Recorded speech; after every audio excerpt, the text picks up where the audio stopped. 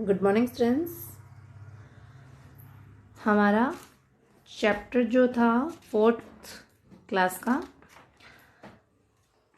वो था donkey's tell. Chapter number 8 जो है हमने रीड किया था।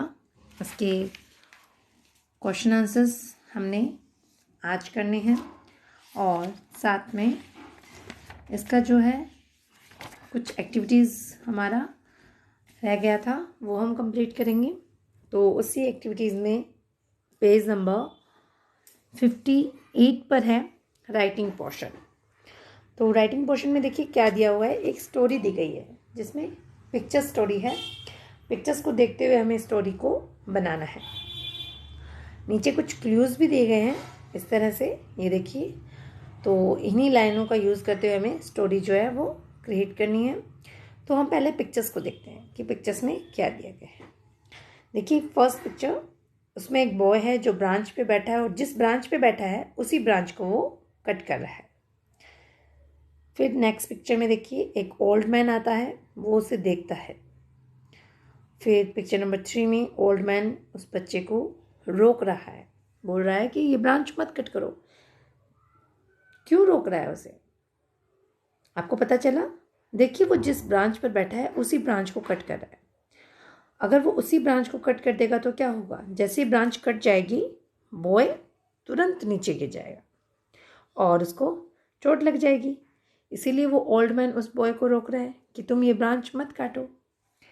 नंबर 4 पिक्चर देखिए, बॉय जो है वो हंस रहा है, ओल्ड मैन की बात पर उसे हंसी आ रही है और फिर भी वो ब्रांच को कट की जा रहा है। नंबर 5 देखिए, ब्रांच कट गई है। अब देखिए ब्रांच कटी तो क्या हुआ? ब्रांच कटते ही पिक्चर नंबर 6 में देखिए बॉय नीचे गिर गया और उसको चोट लगी है और शायद वो सोच रहा होगा कि काश मैं उन ओल्ड मैन की जो बात है वो मैं मान लेता तो ऐसा मेरे साथ नहीं होता। तो इसके नीचे जो हिंट दिए हैं वो देख लेते हैं। A boy set on a tree, एक लड़का पेड़ पर बैठा है। स्टार्ट्स कटिंग ब्रांच, ब्रांच काटता है। Old man sees boy, old man जो है वो बॉय को देखता है। Tells him he will fall, old man बताता है कि तुम गिर जाओगे। बॉय हंसता है ओल्ड मैन पर, करता ब्रांच, ब्रांच काटता है। Falls down and get hurt, नीचे गिरता है और चोट लग जाती है। He wishes he had listen to them, और विश करता है कि काश वो उनकी बात को सुन लेता, मान लेता। तो चलिए इसको स्टोरी कैसे बनाना है। देखिए पहली बात तो ये ध्यान रखनी है हमें हमेशा कि स्टोरी हम जब भी बनाते हैं, जब भी स्टोरी बनाते हैं तो हमें स्टोरी जो है वो हमेशा पास्ट टेंस में रखनी होती है। क्योंकि स्टोरी जो है वो स्टोरी कब बनती है? जब कोई चीज़ पास्ट हो जाती है तभी तो वो स्टोरी बनती है। ठीक है, तो स्टोरी में हमेशा हमें पास्ट टेंस यूज़ करना होता है। अब पास्ट टेंस क्या होता है? पास्ट टेंस होता है वर्ब की सेकेंड फॉर्म का हम यूज़ करते हैं, वॉज वर्ब का हम यूज़ कर सकते हैं। ठीक है, तो ये पास्ट टेंस है। चलिए देखते हैं इसकी स्टोरी कैसे बना सकते हैं हम। नेक्स्ट पेज पे चलते हैं। ये देखिए, ये स्टोरी आपको अपनी नोटबुक में राइट डाउन करनी है। Okay, once upon a time there was a boy, एक बार एक लड़का था। He sat on a tree, वो एक पेड़ पर बैठा था। He started cutting the branch of the tree on which he sat, उसने उस ब्रांच को काटना शुरू कर दिया जिस पर वो बैठा था। An old man saw him, एक ओल्ड मैन ने उसे देखा। The old man came to the boy, old man जो है वो बॉय के पास आया। He told the boy that he would fall down, उसने बॉय को बताया कि तुम गिर जाओगे। The boy laughed at the old man, boy जो है वो ओल्ड मैन पर हंसा। And started cutting the branch again, और दोबारा से ब्रांच को काटने लग गया। Started cutting the branch again, दोबारा से ब्रांच को काटने लग गया। As soon as the branch cut, जैसे ही ब्रांच कटी, द बॉय फेल डाउन, लड़का जो है वो नीचे गिर गया। एंड गॉट हर्ट, और उसको चोट लगी। बिल्कुल ऑब्वियस सी बात है कि अगर हम पेड़ से नीचे गिरते हैं तो हमें चोट तो लगती ही है। Okay, he wished he had listen to the man, फिर जब वो गिर गया उसके बाद उसने सोचा कि काश मैंने उस मैन की बात मान ली होती तो आज मेरे साथ ऐसा नहीं होता, मैं नीचे नहीं गिरता। तो इससे क्या पता चलता है कि हमें अपने से बड़ों की बात को मानना चाहिए, उनको वो जो भी बात हमसे कहते हैं उनको अच्छे से सुननी चाहिए, क्योंकि वो हमसे ज़्यादा एक्सपीरियंस होते हैं, हमसे ज़्यादा नॉलेज होता है उनके पास। इसलिए हमें हमेशा अपने बड़ों की बातें सुननी चाहिए और माननी भी चाहिए। ओके, आई होप आपको ये स्टोरी समझ आ गई होगी। आप इस स्टोरी को अपनी नोटबुक में करेंगे, ठीक है। इसी तरह से स्टोरी को नोटबुक में राइट डाउन कर देंगे अच्छे से। चलिए आगे देखते हैं कि क्या करना है हमें। ओके, यस, नेक्स्ट देखिए pronunciation. Say these words aloud. Pay attention to the CH sound. CH sound में मतलब च की जो साउंड आती है हमें उस पर ध्यान देना है, उसे सुनना है। फर्स्ट देखिए chip, CHIP, chip. Chew, chair. Chin, teacher. Kitchen, reaching. Catch, beach. Watch, March, branch. CH का साउंड जो है वो च का साउंड आ रहा है। ओके, नेक्स्ट देखिए find out the odd one out in each set of and circle the word.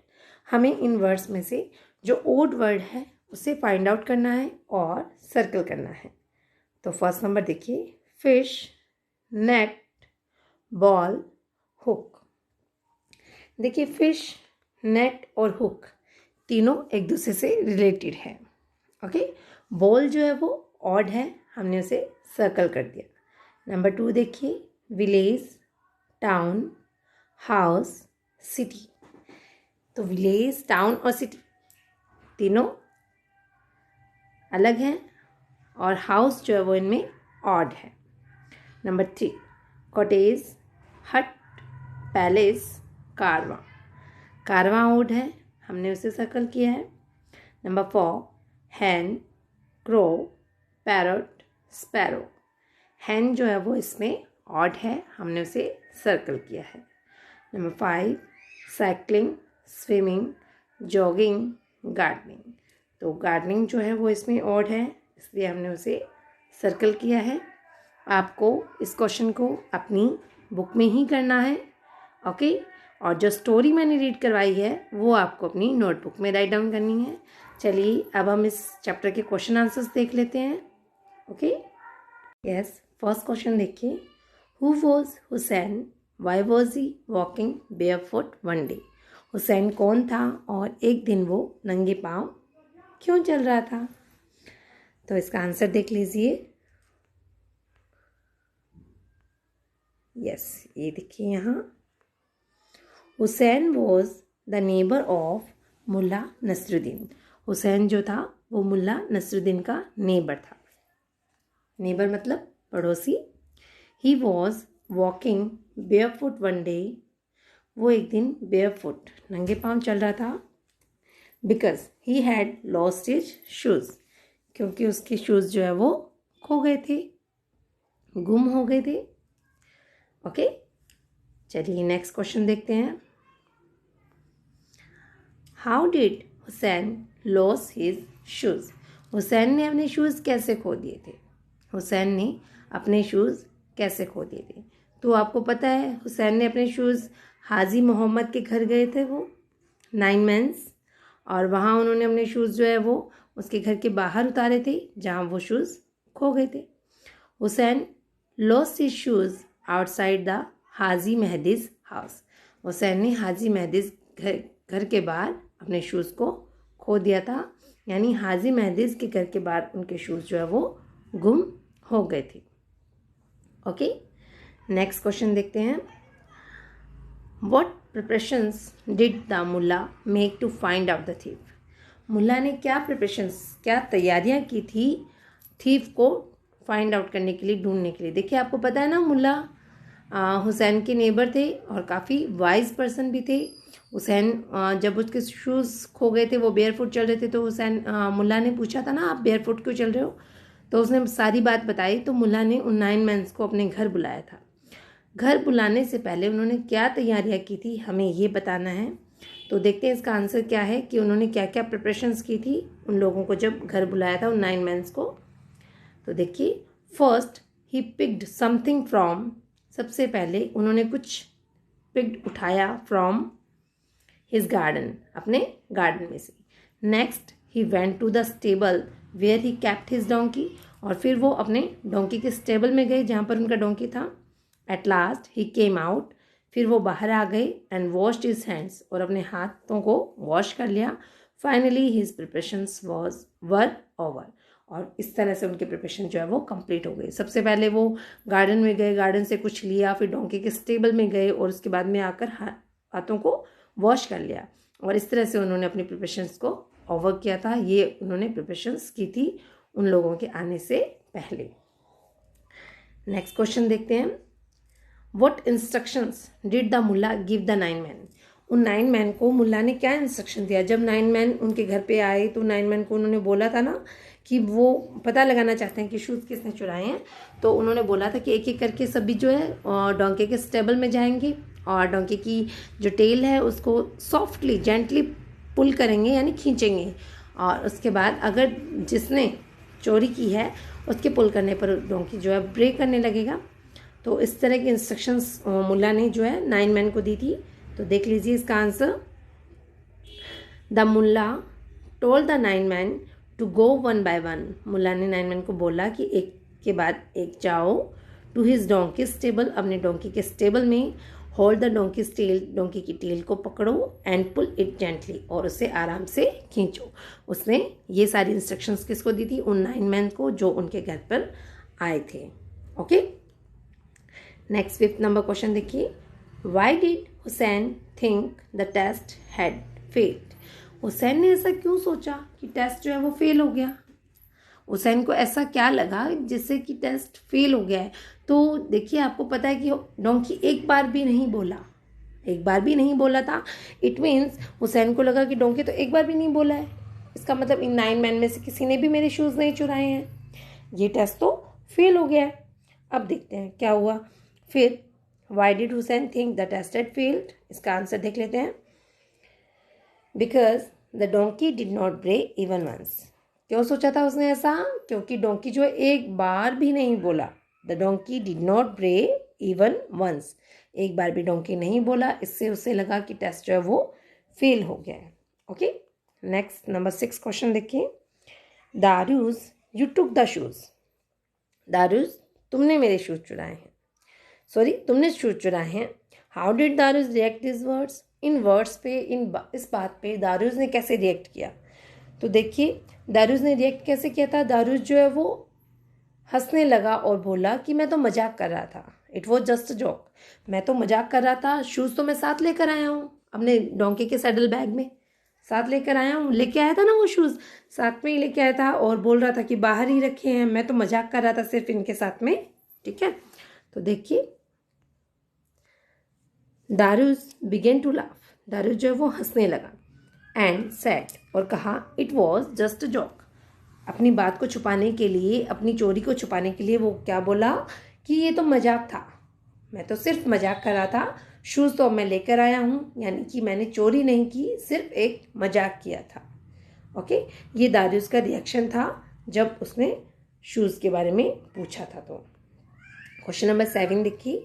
How did the Mulla find out that Daruj was a thief, मुल्ला को कैसे पता चला कि दारूज जो है वो थीफ है, दारूज जो है वो चोर है।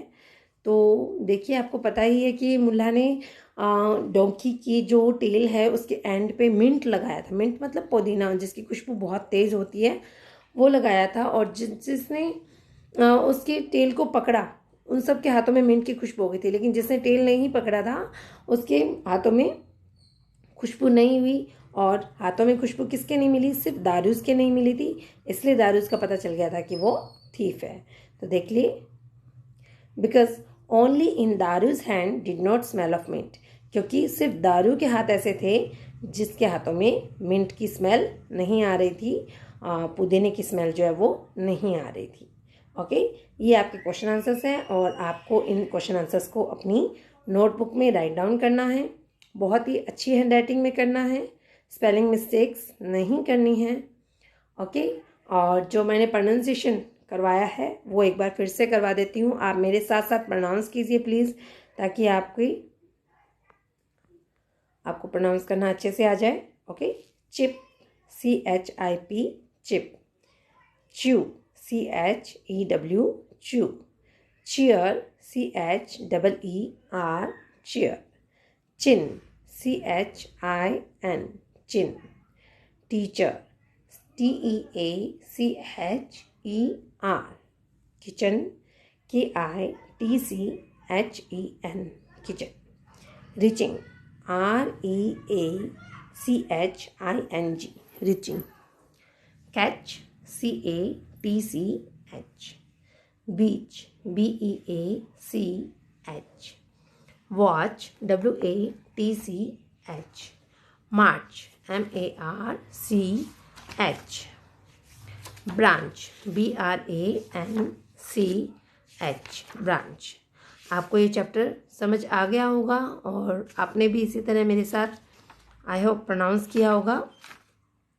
ठीक है, काफ़ी इजी चैप्टर है और क्वेश्चन आंसर्स आपको नोटबुक में करने हैं। बाकी का सारा वर्क आपको अपनी बुक में ही करना है। सिर्फ एक स्टोरी जो मैंने आपको राइट डाउन करवाई है वो आपको आपकी नोटबुक में करनी है। स्टोरी जो एक बॉय और ओल्ड मैन की है। और कल हम जो है वो अपना नेक्स्ट चैप्टर रीड करेंगे, चैप्टर नंबर नेक्स्ट जो है वो फेथफुल हैचिको। ठीक है, फेथफुल हैचिको जो हमारा नेक्स्ट चैप्टर है वो हम रीड करेंगे। और उससे पहले देखिए कुछ टेस्ट पेपर वगैरह दिए गए हैं आपकी बुक में, उन्हें आप सॉल्व करने की कोशिश कीजिए। असेसमेंट दिया हुआ है, उन्हें करने की कोशिश कीजिए। Okay, thank you.